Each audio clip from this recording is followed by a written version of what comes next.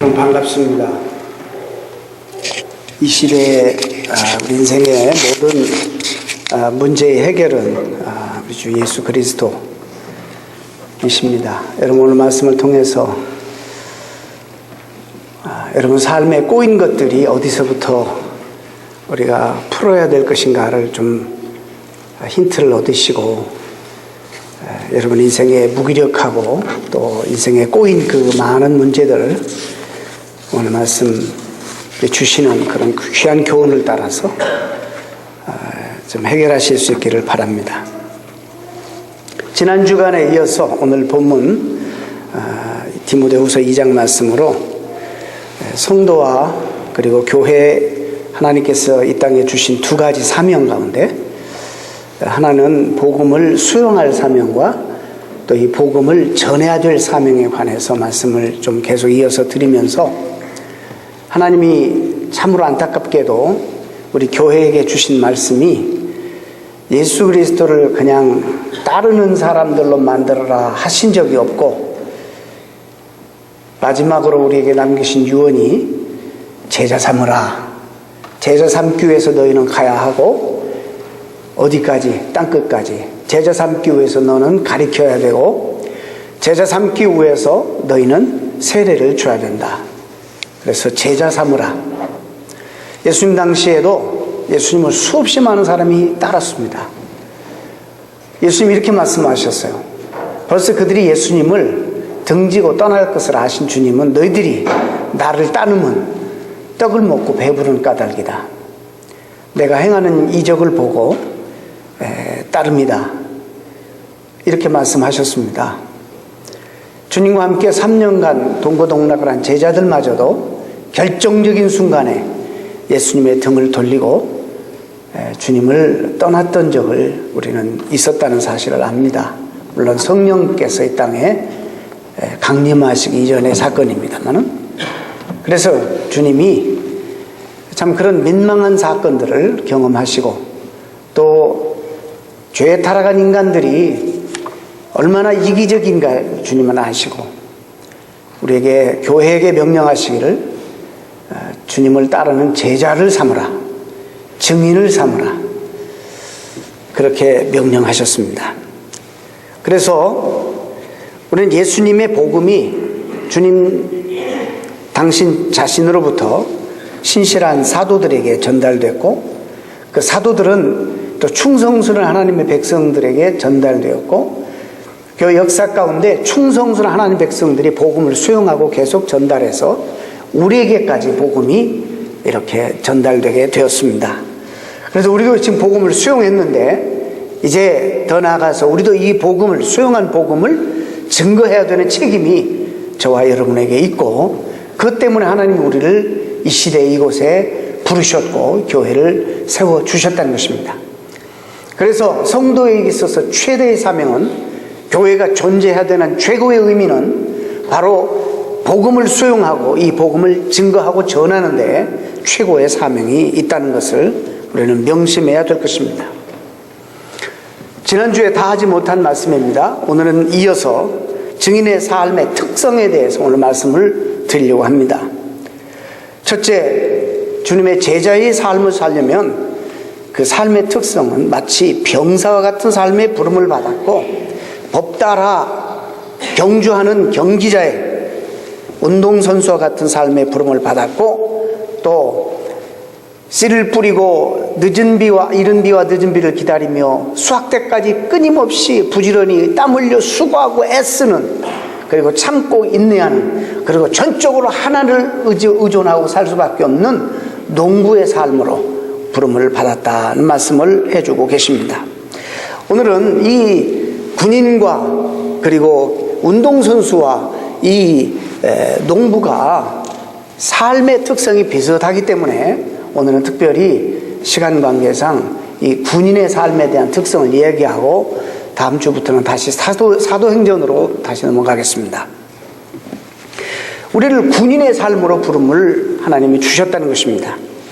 이스라엘을 애굽의 속박으로부터 왜 하나님이 구원하셨을까?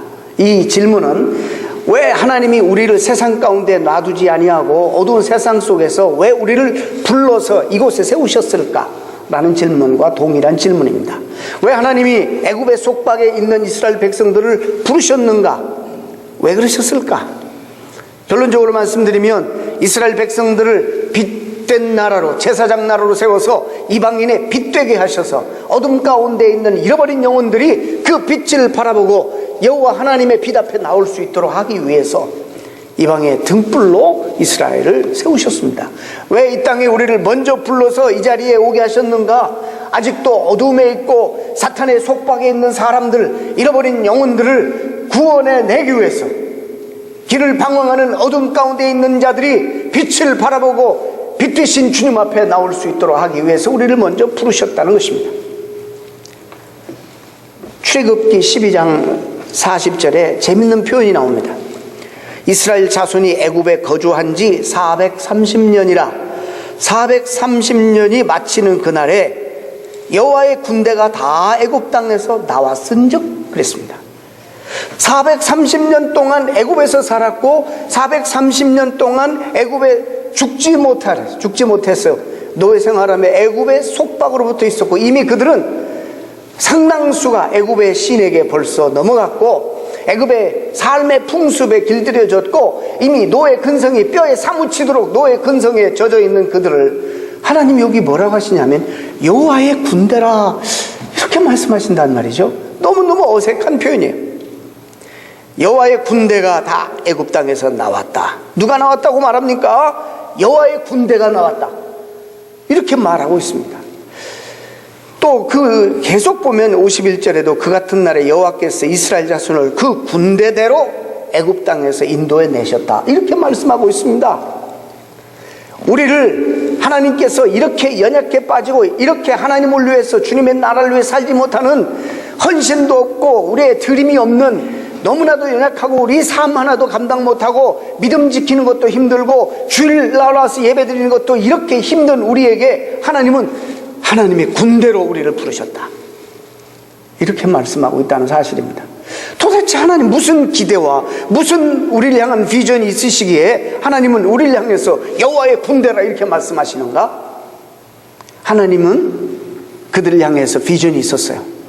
지금은 애굽에 종살이하고 죽지 못해 살고 있지만은 저들을 훈련해서 저들을 여호와의 강력한 군사로 만들어서 모든 이방 어둠 속에 있는 이방인들을 부르실 것이다.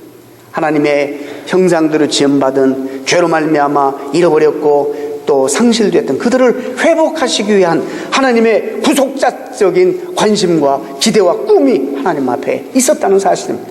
그래서 그들을 아직도 노예 근성이 투철하고 이방신을 섬기고 있고 이방 풍습 속에서 젖어서 살고 있는 그들을 향해서 주님은 거침없이 주저함 없이 여호와의 군대라 이렇게 부릅니다.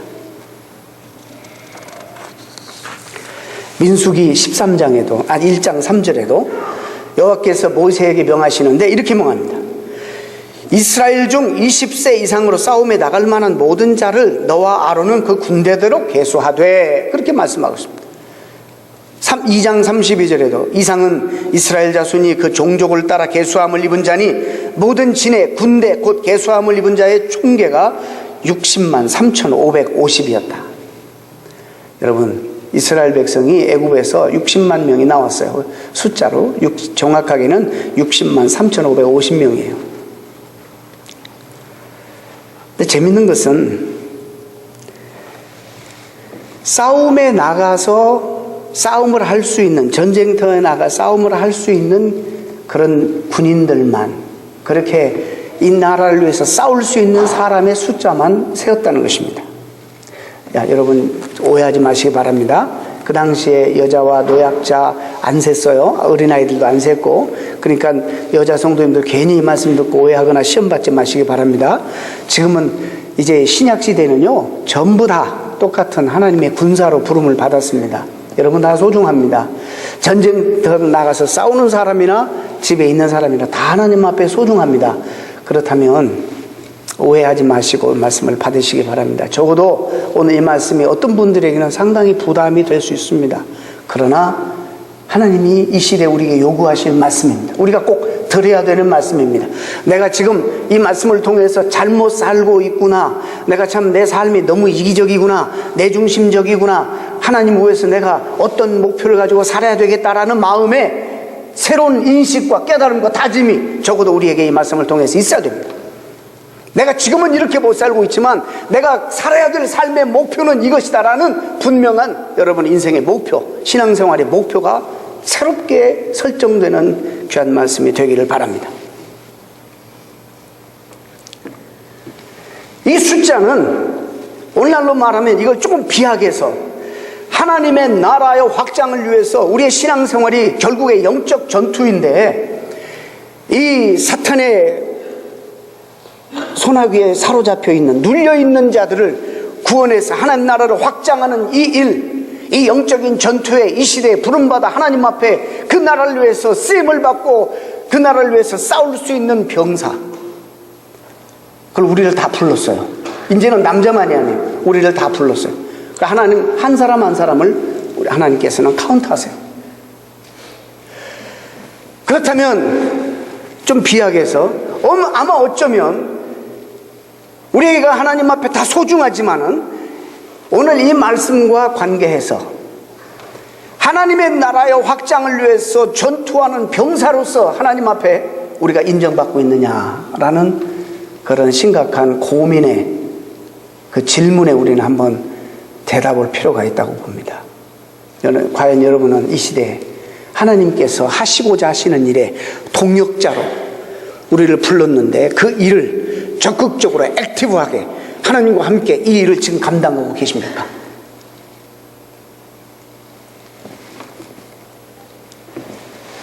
자, 이 찬송을 좀 했으면 좋겠는데 시간 관계상 387장에 나는 예수 따라가는 십자가 군사라 주 이름 증거하기를 왜 주저하리요.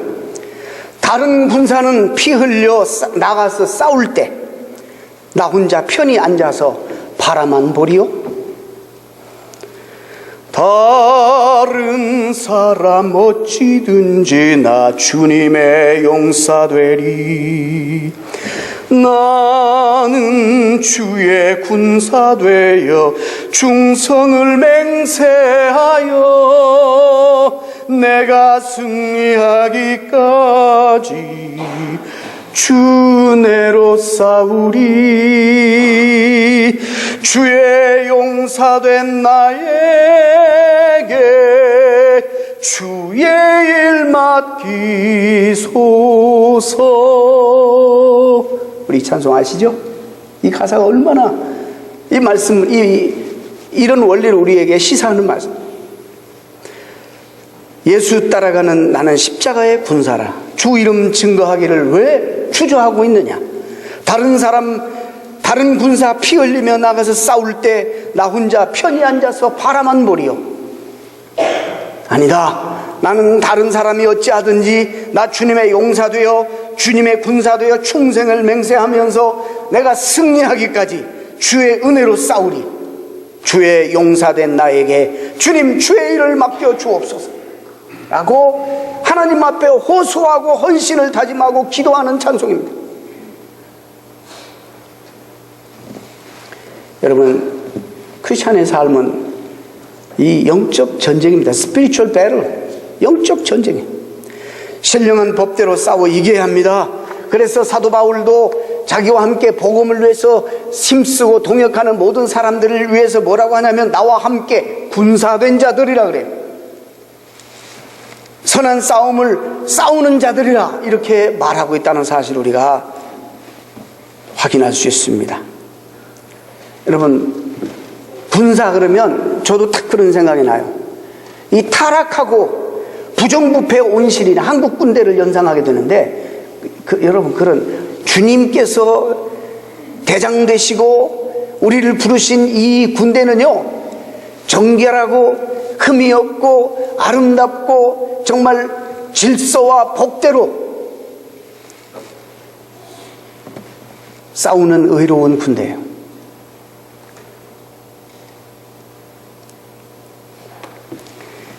이 군대는 전적인 충성과 헌신입니다. 제가 지금도 생생하게 기억해요. 저도 모르게 중대장이 나를 불러서 멀리 시키는데 왜요? 이래가지고 한 대 얻어 터지 맞아요. 근데 이리 와. 군대에서 외우가 어디 있어? 제가 얻어 터진 기억이 지금도 납니다. 그렇습니다. 군대에서 하나님이 우리를 부르셔서 이런 명령을 주셨다면 여기서 우리에게 복이 되기 때문에 이 명령을 주신 거예요. 그런데 우리가 왜요? 군대에서는 그럴 수 없다는 것입니다. 군인은 다른 직업과 달리 이기적인 동기가 있을 수 없습니다. 사개념이 있을 수 없습니다. 언제나 항상 공개념의 전적인 헌신을 요구합니다. 군대에서 중상모략, 권모술수, 함정, 뒤에서 수군수군 뒤통수 치는 것, 이런 것은 이 어두운 그런 성격과 소극적인 성격은 군인 정신과 맞지 않아요. 그래서 우리 하나님의 십자가의 군세로 부름받은 우리들도 어떤 성격을 가져야 되느냐면 이런 중상모략이나 하고 시기질투나 하고 말이죠. 시시하게 권모술수, 함정, 뒤에서 수군수군하는 이런 건 우리하고 맞지 않는 것들이에요. 우리는 언제나 투명하고 정정당당하고 정직하고 바르고 아름답고 이런 삶이 우리에게 걸맞는 삶의 성격입니다. 우리 대장 되신 주님께서 명령하시면 언제나 기쁨으로 순종하는 삶만이 우리에게 있어야 된다는 것입니다.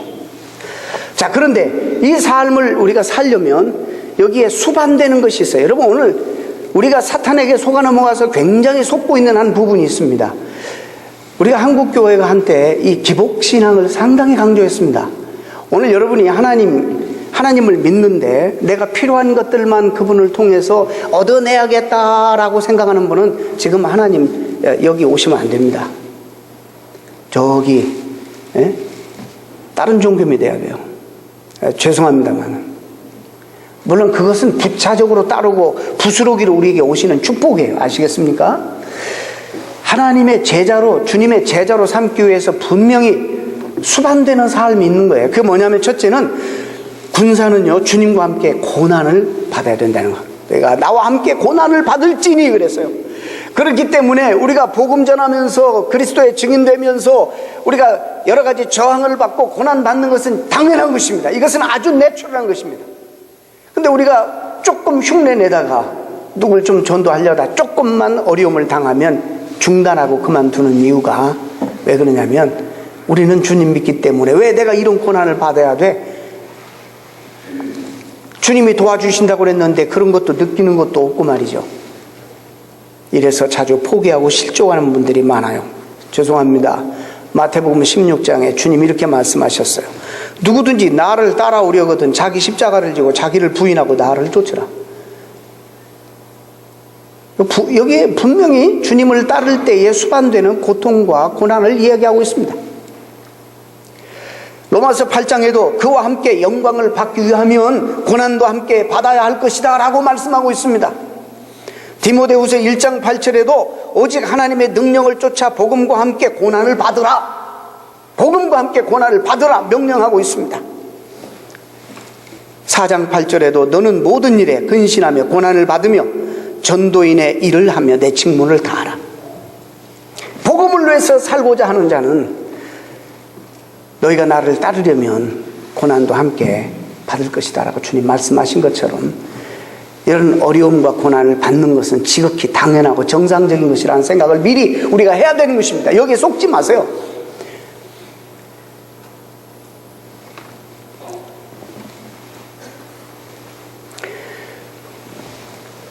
훌륭한 군사를 우리가 훈련하려면 땀을 흘려야 돼요. 훈련받기 위해서 땀을 흘리고 희생의 대가를 지불해야지 훌륭한 군사로 훈련이 되는 것 아닙니까? 그래서 논산훈련소에 가보면 제군들이 여기서 흘리는 땀 한 방울이 전쟁터에서 피 한 방울을 아끼는 것입니다 라는 문구가 있어요. 여러분, 이 훈련이 그래서 중요한 거예요. 여러분, 훈련이 안 돼가지고 그런 거예요. 훈련 받아야 돼요. 그리스도의 십자가의 군사로 훈련이 안 되면 전략도 없고, 여러분, 연약함이 그대로 노출되어서 늘 사탄에게 깨지고 지고, 성령이 있어도 성령과 함께 해도 그냥 여러분이 어떻게 성령의 은혜를 입는지, 성령과 함께 동행하고 그 능력을 체험하는지 아무것도 모르는 거예요. 그러니까 하나님께서 얼마나 답답하시겠어요. 훈련이 안 돼서. 이 시대의 이 시대에 살아가면서 믿음을 지키고 복음을 전하려고 하면 여러분 이렇게 생각하세요. 고난은 피할 수가 없는 것이다. 고난은 피할 수가 없는 것이다. 우리 무속신앙은요, 우리가 거기에서 왔잖아요. 우리 무속신앙은 이걸 다 피하게 해주는 거예요. 그걸 좀 신을 달래주면, 액땜하면 우리에게 그런 고난이 떠나가는 거 없는 거예요. 그건 기독교가 아닙니다, 여러분. 만약에 여러분들이 하나님을 믿는데 그렇게만 생각하신다면 여러분 무당에게 가셔야 돼요. 그래서 가서 굿하고 복채내고 점이나 보고 굿하고 이래야지. 우리 주님은 우리에게 뭐라고 말씀하시느냐? 이 세상 신앙생활은 영적 전투라는 거예요. 우리가 하나님이 우리를 통해서 공중에 권세 잡은 이 사탄의 세력과 싸우게 하시는 거예요. 근데 승리는 이미 보장된 거예요. 그러니까 우리가 지금 쏟고 있는 거예요. 조금만 어려우면 왜 나는 믿는데 왜 이렇게 나에게 어려움이 올까? 고난이 올까? 여러분 저항이 오고 어려움이 오고 복음 전하다가 수모를 당하고 또 창피한 일이 얼굴 깎이는 일이 있고 이래도 당연하다 생각하시라 이 말이에요.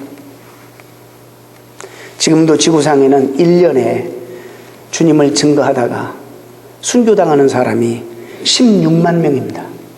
피 흘려서 순교당하는 사람이 1년에 16만 명이에요. 다른 군사는 피 흘려 투쟁하고 순교당하고 있는데 우리는 지켜만 보고 서 있다 이 말이에요. 찬송가 가사가.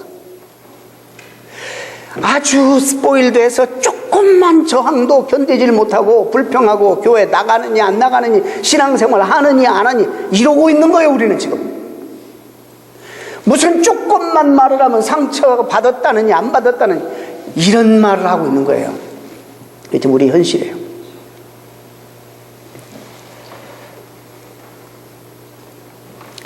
우리는 자유로운 땅에 살면서 예수님 믿는 것 때문에 복음을 전한다는 이유 때문에 죽음당할 일이 없지 않습니까? 그러나 우리도 나름대로 믿음을 지키기 위해서 복음을 전하다 보면 나름대로 고난이 우리에게도 따른다는 것입니다. 시간과 정성을 들여야 됩니다. 시간도 빼앗길 수 있고 우리의 삶을 들여야 될 수도 있고 sometimes 사람들에게 수모와 조롱도 당할 수 있습니다. 그렇다고 너무 주책스럽게 해서는 안 되지만 교양 있게 복음을 전해도 이 복음을 거부하는 세력들이 가만히 놔두지 않는단 말입니다. 이런 것들을 여러분 당연한 것으로 여겨야 된다는 거예요. 그러지 않고서는 이 일을 평생 살 수 없어요. 우리를 하나님이 군사로 부르셨어요. 또 이 제자의 삶은 두 번째 오늘 말씀 보니까 생활에 얽매이지 않는다. 와, 이 말씀 그 전까지는 내가 어떻게든지 조금 부담이 돼도 받아야 되겠는데 생활에 얽매이지 않는다? 이거는 목회자들이나 특수한 선교사들에게만 하신 말씀이 아니라 모든 그리스도인 된 충성된 그리스도인들에게 하신 말씀이에요. 그리스도의 좋은 증인, 제자, 군사는 자기 생활에 얽매이지 않는다. 군인은 국가로부터 부름을 받게 되면 자기 마음대로 살 수가 없습니다. 바울이 본문에서 자기 생활에 얽매이지 않는다고 말하고 있는 것은 자신에게 주어진 사명과 임무에 전력하기 위해서는 자신의 사적인 일에 얽매여서는 안 된다는 이런 말입니다. 이걸 좀 여러분들 듣기 쉽게 하면 부담되니까 조금 제가 마일드하게 해석하면 우리 삶의 우선순위에 대한 경고의 말씀입니다. 주의 일은 내가 하고 싶은 일들 다 하고 시간이 좀 남으면 여유 있을 때 하는 게 아니라는 거예요. 복음 전하는 일은 내가 하고 싶은 일, 내가 누리고 싶은 거 다 누리고 시간이 좀 되면 여유가 있으면 그때 하는 일이 아니란 말이에요. 이것이 우선돼야 된다는 거예요. 하나님의 나라와 의의를 먼저 구하면 우리에게 필요한 것들이 제공되고 하나님이 선물로 우리에게 허락해 주시는 것이라 이 말이에요. 삶의 우선순위가. 여러분 우리 가운데 많은 경우에 내가 안다. 하나님의 명령도 알고 요구도 알고 이 디맨드도 아는데 그러나 지금 내가 벌려놓은 일들, 지금 내가 어떻게 할 수 없는 이런 일들 뭐죠? 주님은 다 아셨어요. 사도 바울도 다 알았어요. 죄악된 세상은 지극히 이기적이어서 나중에 아이들이 우상이 되고 가정이 우상이 되고 직업이 우상이 되고 돈 버는 일이 우상이 되어서 이 모든 일들이 하나님보다도 우선적인 것이 되어버린 그런 세대가 오고, 그때도 그랬고 앞으로 더 심각해질 것이라는 걸 아셨어요. 이것들이 다 우상이 돼요. 주님 믿는 것은 발란티, 어떻게 보면 내가 해도 되고 안 해도 되고, 그러나 우선 목구멍에 풀 칠해야 되니까 직장 나가야 돼요. 어떻게 보면 우리 그렇게 생각할 수 있어요. 어떤 것이 우선인지를 알아야 돼요, 여러분. 제 말은, 사도 바울의 말은, 그러면 가정일이나 직장일이나 모든 걸 그냥 다 팽개치고 소홀히 하면서 주의 일만 따라다니고 이런 말이 아니잖아요. 여러분 아시잖아요. 그런 말이 아니라는 거. 직장에 가서도 거기가 선교진 거예요. 최선을 다해서 열심히 일하면서 내가 기회 되든지 안 되든지 내 주변에 있는 동료들에게, 적어도 내가 관계되는 영역 속에서 주의 복음을 나눠야 될 대상이 있는가, 그리스도의 사랑을 함께 쉐어해야 될 대상이 있는가를 살피고 관심을 가지고 기도하고 그 영혼들을 불쌍히 여기고, 그리고 더 최선을 다해서 하는 거예요. 여러분 그런 말이라는 거 아시잖아요. 예수 믿는다는 이유 때문에 거짓말 못하고 사기치지 못하고 우리가 얼마나 손해봅니까? 이게 고난이라면 고난인 거예요. 근데 이것이 영광스러운 고난이에요.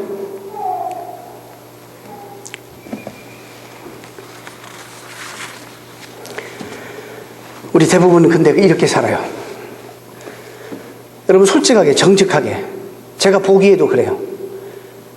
내가 하고 싶은 일 먼저 다 해. 돈 벌고 내 육신의 안일과 쾌락을 위해서 즐기고 누리는 일, 내 이 삶을 누구든지 받아하면 너무, 그게 하나님이라도 나는 싫은 거야. 하나님이라도 나는 그거 싫어.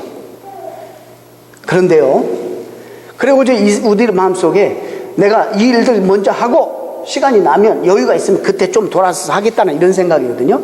근데 경험적으로 그런 시절 여러분이 영원히 안 와요. 여러분이 스스로 이니셔티브를, 삶의 이니셔티브를 쥐고 여러분이 스스로 결정하고 스스로 결단하고 하지 않으면 영원히 여러분에게 그런 기회는 오지 않는다는 것입니다. 이것이 안타까운 거예요. 하나님이 여러분이 어떤 분입니까? 왜 고백은 그렇게 합니까? 주님이라고. 주님은 나의 모든 것이라고 왜 그렇게 고백합니까? 주님 안에 나의 모든 것이 있다고 왜 그렇게 고백합니까? 내 존재는 주님 안에서만 발견됩니다. 주님 없으면 나는 아무것도 아닙니다. 거짓말 하지 말자고요, 우리. 왜 우리 그렇게 고백하죠? 그리고는 우리 삶 속에 주님이 뛰어 들어오실 영역이 없어요. 룸이 없어.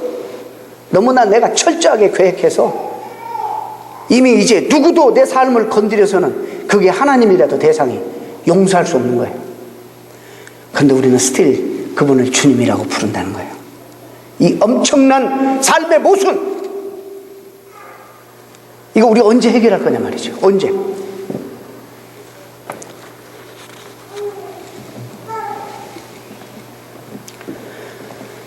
만약에 주님이 그럴 일도 없지만 오셔서 너 지금 다 버리고 나를 따르라 한다면, 우리 가운데 지금 내가 누리고 있는 이 모든 것들을 버리고 따라야 된다면 얼마나 따르겠습니까? 주님 얼마나 따르겠습니까? 그리고 주님이 부르신 그 영광이 얼마나 영광스러운지 여러분 아시겠습니까? 누가 그걸 따르겠어요? 근데요, 참 놀랍게도 베드로, 안드레, 요한, 마태, 그들이 부유했어요? 보통 사람들이었고 하루 그들이 열심히 벌어야 먹을 수 있는 사람들이었어요. 우리보다도 훨씬 열악하고 훨씬 절박한 상황 속에 있었던 사람들이에요. 근데 주님이 부르니까 다 팽개치고 주님을 따랐어요. 고기를 잡아야 빨리 장사도 하고 한 끼를 해결하는데 그물을 버려두고 주님을 따랐어요. 우리에게 이 말씀이 어떤 의미를 주는지 성령께서 여러분에게 심하게 오늘도 정말 긍정적으로 도전을 주시는 귀한 시간이 되기를 축원합니다.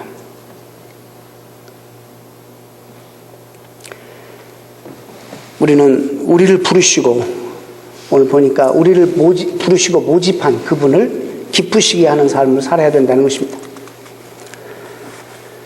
그래서 제가 말씀드렸죠. 모두가 이 말씀을 편안히 받을 수는 없는 말씀이라고. 우리가 오늘날 너무나 듣기 좋은 말만 기다리는 거예요. 하나님의 말씀을 들으시기를 바랍니다. 우리는 하나님이 우리 그리스도인이에요. 그리스도인이라는 말은 주님께 속해 있고 주님을 우리의 주님으로 모신다는 거예요. 주로. 그러면 나를 기쁘게 하는 삶보다도 그분을, 나를 부르신 그분을 기쁘시게 하는 삶을 살아야 되는 그리스도인들이에요. 우리의 삶의 본질이 그렇다는 거예요. 지금 그렇게 못 살고 있지만 그게 우리의 목표가 돼야 돼요. 만주사변 당시 2차 대전 때 일본군이 천황폐하에게 얼마나 충성스럽게 헌신하고 생명을 다 드렸는지 다 전 세계가 압니다. 만주사변 때 일본군이 천황에게 충성하는 것을 전해져 내려옵니다. 여순항을 포위하는 일본 군대가 앞에 철조망에 가로막혀 있어. 이 철조망을 끊어야지 진군하는데 이 철조망 때문에 진군을 못하는 거예요. 근데 이 철조망을 끊으려고 나가면 노출되니까 그냥 총 쏘는 거예요. 그래서 이 부대장이 한 400명 부하를 거느리고 거기 접근했는데 도저히 희생이 없이는 철조망을 끊을 수가 없다는 걸 알아요. 그래서 작전을 세웁니다. 나가서 끊으면 막 그냥 쏘니까 이렇게 작전을 세웁니다. 내가 보니까 한 10명은 우리 가운데 희생해야 된다. 저 철조망 있는데 한 사람 분명히 나가면 죽는다. 그런데 죽으면서 나가서 철조망 하나를 끊고 그 다음 끊고 해가지고 10명만 가서 철조망을 희생하고 끊으면 우리가 다 진군할 수 있다. 그리고 이 전쟁에 승리할 수 있다. 누가 천황폐하를 위해서 가겠는가? 이랬어요. 400명 천원이 내가 하겠습니다.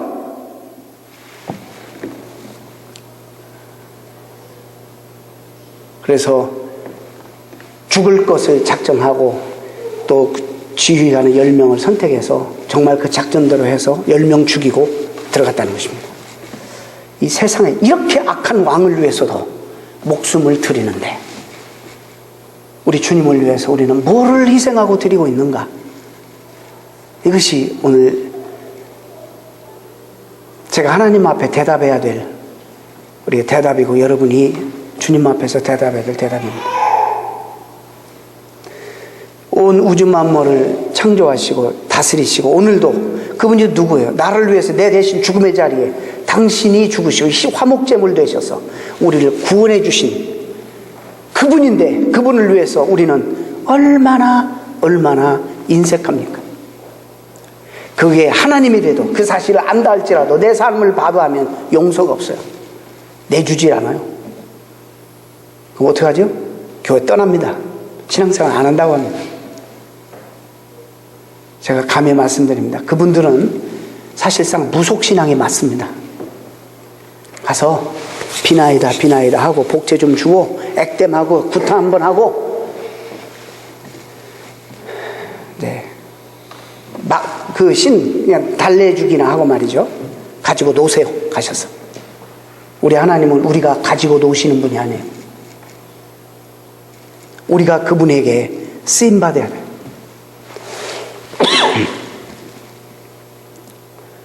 주님을 정말로 따르려고 하면 고난이 수반된다는 걸 여러분 아시길 바랍니다. 그걸 기쁨으로 여기시고 하나님 때문에 고난 당하지 하나님이 가만히 놔두시겠어요 우리를? 예? 우리 경험하잖아요. 얼마나 크게 우리를 보상하셨는지.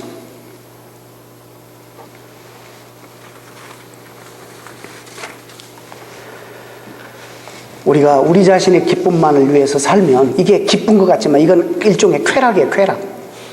그러나 주님을 기쁘시게 하는 것이 성경에서 말하는 진짜 기쁨이에요.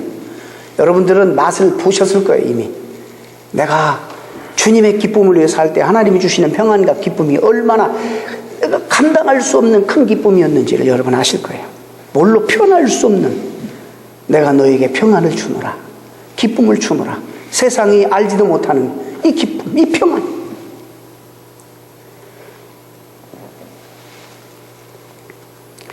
나 주님의 기쁨 되기 원하네.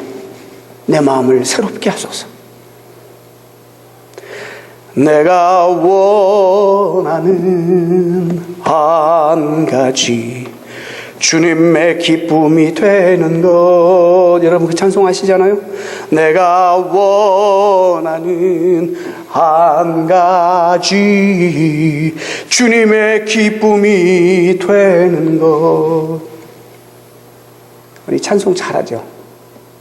우리 올 한 해 동안 우리를 부르신 그 주님을 기쁘시게 하는 삶을 살면 어떨까?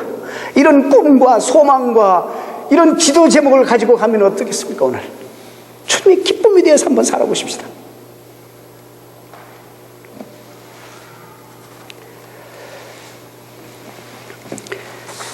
웨스트포인트 육군 사관학교에 가보면 정문 비석에 이런 글귀가 있습니다.